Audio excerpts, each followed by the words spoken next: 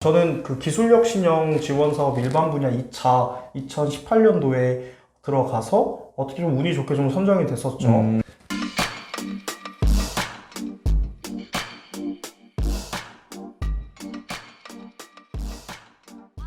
네, 안녕하세요. 창업수다방입니다. 오늘은 IT 기업 대표님을 한 분 모셔왔습니다. 네, 회사 소개 먼저 부탁드릴게요. 네, 안녕하세요. 대표 유병준입니다. 제가 현재 하고 있는 일들이 사업 직군별로 다르지만 한 총 3개의 사업을 지금 진행을 하고 있고요. 첫 번째 사업 같은 경우에는 시각장애인 분들한테 인공지능 기술을 활용함으로써 좀 위험을 예측시켜주는 그런 서비스, 그리고 두 번째는 스타트업 분들이 초기 단계에서 이 서비스를 개발해야 되는 그 절차나 단계를 잘 모르세요. 근데 그런 분들한테 초기에 기획부터 뭐 설계, 디자인, 뭐 개발, 테스트, 퍼블리싱까지 원스톱으로 이렇게 진행을 해주는 사업을 하나 하고 있고요. 세 번째 같은 경우에는 홈페이지를 트렌드화 시켜주는 그런 사업도 지금 진행을 하고 있습니다. 사실 저랑 동갑이시잖아요. 네, 맞습니다. 네, 근데 되게 어떻게 보면 어린 나이인데 어린 나이에 이제 창업을 준비하시게 된 계기가 조금 궁금해요. 사실 사업을 해야겠다라고 생각은 들었었던 적은 없었던 것 같아요. 그냥 뭐 제가 뭐 개발자 출신이다 보니까 서비스를 만들고 제품을 출시를 했었을 때 사용자들에 대한 반응이 되게 보기 좋았어요. 그래서 일단은 막 만들고 하다 보니까 어떻게 또 운이 좋게 정부 지원 사업에 또 선정이 돼서 그 금액 가지고서 서비스를 만들고 뭐 배포하고 또 운영을 해보는 그런 경험들이 너무 재밌었습니다. 아, 그럼 어떻게 보면 프리랜서 개발자셨다가 이제 회사를 설립하게 되신 거네요? 예, 맞습니다. 제가 IT 업체에서 가장 궁금했던 거는 이 외주일을 어떻게 따오느냐가 제일 궁금했어요. 그냥 단순한 물건을 파는 일은 그냥 상점을 열어놓고 물건을 올리면 되잖아요. 복잡한 기술이 들어가는 사업부 같은 경우에는, 그러니까 사업 같은 경우에는 도대체 이 계약을 어떻게 이루어내야 되는지가 사람 간의 관계에 조금 더 집중을 하는 점이 좀 있는 것 같아요. 그러니까 뭔가 저도 스타트업을 지금 진행을 하고 있고 그리고 거기에 따른 너무 심리적으로 불안했었던 그런 타이밍이 있었는데 오히려 그냥 그런 얘기들로 다른 대표님들과 대화를 나누다 보면 어느 순간 이게 그냥 거래 관계가 아니라 사람 관계가 이렇게 그렇죠. 돼버리는 거더라고요. 그래서 그렇게 한번 연이 닿으면은 제 경험상 프로젝트가 더 효율적으로 진행이 됐었던 것 같아요. 왜냐면 사람 관계로 만들어지다 보니까 저도 우기지 않고 그 사람도 우기지 않고 서로가 얘기를 통해서 합의점을 도달을 하니까 돌아가는 일들이 많이 없더라고요. 대표님께서는 일단은 직접 만나 뵙고 그 이제 인간관계를 통해서 이제 프로젝트를 진행을 하시는 거네요? 예, 맞습니다. 사업의 가장 기본적인 것긴 하죠. 영업의 가장 기본적인 것도 인간관계고. 예, 맞습니다. 코딩이 교육과정으로 들어가고 이쪽에 뛰어드시는 분들이 많을 텐데 기본적으로 이런 기술은 가지고 들어와야 된다. 뭐 이런 게 대표님 나름대로 있으신지. 최근에 트렌드와 동향을 가장 잘 따라가야 된다. 대표적으로 어떤 게 있나요? 리액트와 리액트 네이티브입니다. 리액트 네이티브라고 하는 언어 자체는 흔히 그 대표적인 운영체제 두 개가 뭐죠? 안드로이드, 애플. 맞습니다. 그 두 개죠.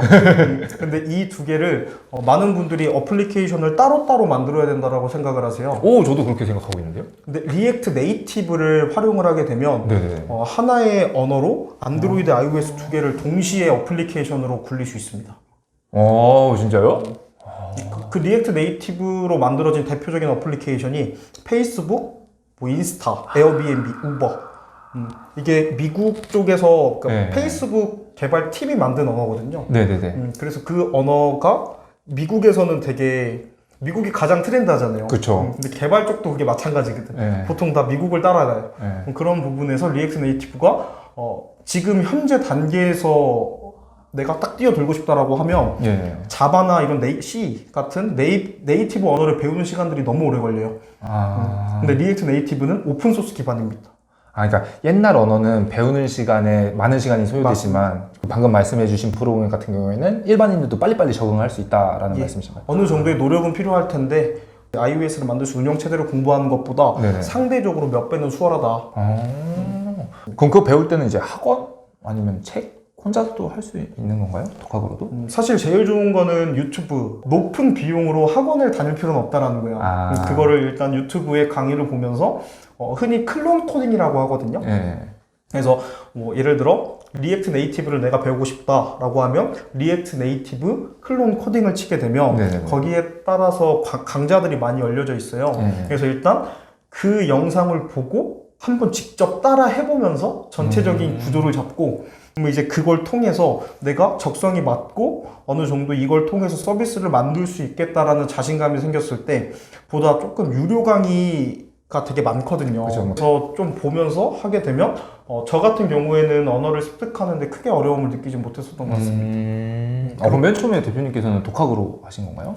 예, 저는 대학교 2학년 때부터 PM으로 활동을 하면서 예. 프로그램 같은 걸 계속 만들어 보면서 좀 늘었던 것 같아요. 결국에는 프리랜서 해보시면서 대표님 이제 사업 처음 시작하실 때는 이제 국가 지원 사업금이 큰 도움이 되셨을 것 같아요. 예. 네, 그래서 이제 어떤 거에 이제 선정이 되셨고 그거에 선정되기 위해서 어떤 노력을 하셨는지 잠깐 설명해 드리죠. 뭐 팁이라고 할 수 있죠. 예. 네. 저는 그 기술력 신형 지원 사업 일반 분야 2차 2018년도에 들어가서 어떻게 좀 운이 좋게 좀 선정이 됐었죠. 그때 만들었던 제가 서비스를 하다가 몇 개 말아먹은 게 되게 많은데 그래서 그런 부분에서 하나의 어플리케이션을 거기서 좀 시작을 했었던 것 같습니다. 금액 같은 경우에는 그냥 뭐 제가 자세하게는 말씀 못 드리겠지만 그래도 좀 몇 천만 원 정도 이렇게 받아요. 근데 그렇게 되면 이제 그걸로 사업을 수행을 하는데 거기에 선정됐었던 그 부분에서 먼저 걸어가고 있는 선배님들한테 많이 물어봤던 것 같아요. 아, 그렇죠. 사업 계획서도 그냥 제가 억지로 막 이렇게 달라고 하고 그리고 그거 일단 내 사업에 맞게 그대로 그냥 똑같이 써보고 그리고 써놓은 사업 계획서를 그냥 많은 분들 그런 정부 지원 사업에 관련되신 분들한테도 드려보고 그리고 이 사업 분야에 있었던 분들한테도 드려보고 그리고 이미 사업이 되게 번창하셨던 분들한테도 드려봐서 이게 골고루 좀 섞었던 것 같습니다. 아, 그러니까 다양한 의견을 모아서 이제 그걸 반영을 하셨다는 말씀이시죠? 예, 맞습니다. 그냥 실질적으로 사업을 하고 계신 분들한테 이 사업 계획서를 드려봤자 이거는 뭐 이렇게 해서는 돈을 못 번다라는 그런 답변이 나오는데 또 어떤 정부 지원 사업에 관련되신 분들한테 보여드리면 정부 지원 사업에는 이 정도면은 충분히 가능하다 이렇게 상대적인 거거든요. 그렇죠, 그렇죠. 그럼 다 알겠어요. 그냥 뭐 걸어가신 분을 만나 뵙는 게 사실 제일 중요하긴 한데 사실 이 걸어가신 분이 누구냐를 찾는 과정이 저는 굉장히 힘들었거든요. 혹시 본인만의 노하우가 있으셨는지? 그렇게 되면은 K-스타트업 홈페이지를 들어가 보면은 무료로 컨퍼런스를 열어서 그냥 좀 창업자들끼리 모여지는 그런 그 회의가 있어요. 컨퍼런스 같은 느낌으로. 네네네. 저는 거기에 다 신청해서 일단은 그냥 많은 사람들을 최대한 많이 만나봤던 것 같아요. 일단 안면부터 드신 거네요. 예. 일단 직접 나가시면서. 예, 명함도 하나 만들어서 그냥 컨퍼런스 같은데 다양한 창업자들이 한 번에 모이잖아요. 그렇죠. 그런 분들을 그런 컨퍼런스가 주최가 되면 어떤 분은 센터장님, 뭐 어디 무슨 VC들, 뭐 엑셀러레이팅 기관 많은 분들이 오거든요. 그때 그분들한테 명함 한 번 더 드리고 그분 명함 한 번 더 받고 그 다음 날에 전화를 드려서 한 번이라도 만나서 관계를 트는 거. 그게 제일 핵심이었던 것 같습니다. 결국엔 인간관계가 사업에서 제일 중요하다. 근데 요즘 들어 저는 더 그렇게 생각을 좀 하는 것 같아요. 그래서 저도 그렇게 생각이 많이 들긴 들어요. 맞아. 대충 그러면은 사업 계획서를 작성을 하실 때 좀 키포인트 같은 게 있을 것 같아요. 특히 뭐 수익성이면 수익성, 뭐 공익성이면 공익성 이쯤에 좀 초점을 많이 맞추셨다라는 부분이 있을까요? 예, 당연하게 있습니다. 결국에는 이것도 사업 계획서나 어떤 사업을 신청을 할 때 결국에는 그 사람들의 주관적인 판단을 좀 해소시켜야 되는 거예요. 근데 투자자나 엑셀러레이팅 같은 좀 투자금이 많은 그러니까 사설이죠. 사설 분들한테 평가를 받는 데는 사실 비즈니스 모델이 제일 중요합니다. 그러니까 수익성 말씀하시는 거죠? 맞습니다. 근데 수익성이라고 하면 너무 포괄적인데 더 이 분이 나를 평가할 때 가장 먼저 보는 게 일단 수익성이라고 하면 이 수익성에 대한 모든 근거를 다 대고 깔끔하게 그분을 이해시켜야 된다는 거예요. 예를 들어 뭐 현재 실적, 그리고 뭐 전년도 매출, 그리고 앞으로 목표 매출액 그런 부분들을 조금 더 디테일하게 선정하고 여기에 따른 근거가 명확해야 이제 그 VC나 엑셀러레이팅 분이랑 조금 더 컨택하기가 용이하고 정부 지원용 사업은 결국엔 평가 주체가 정부에 관련된 일을 하시는 분들이거든요. 그렇죠. 그러면 그분들이 과연 나를 평가할 때 나의 어떤 점을 가장 높게 쳐줄 수 있을까? 저는 거기에 대해서 고민을 했고 거기서 나왔던 답변, 딱 제가 내린 해결책은 세 가지였던 것 같습니다. 첫 번째는 일자리를 얼마나 창출시킬 수 있을 것인가.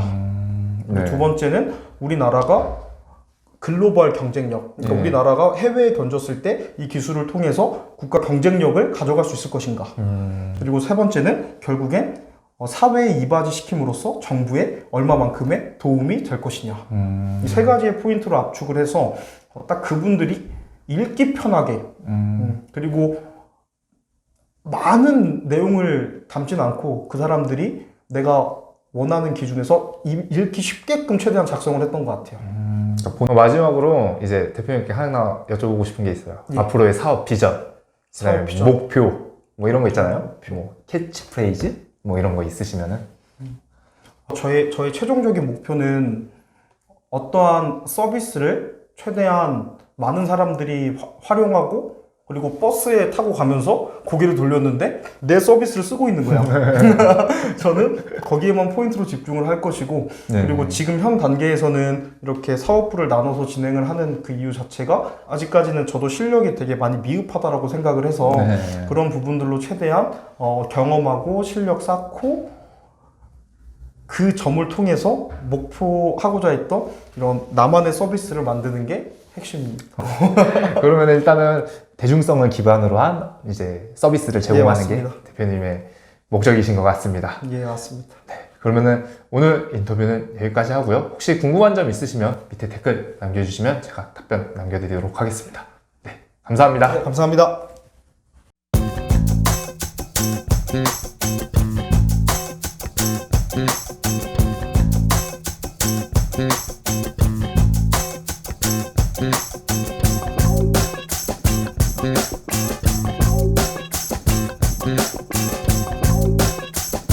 Yeah.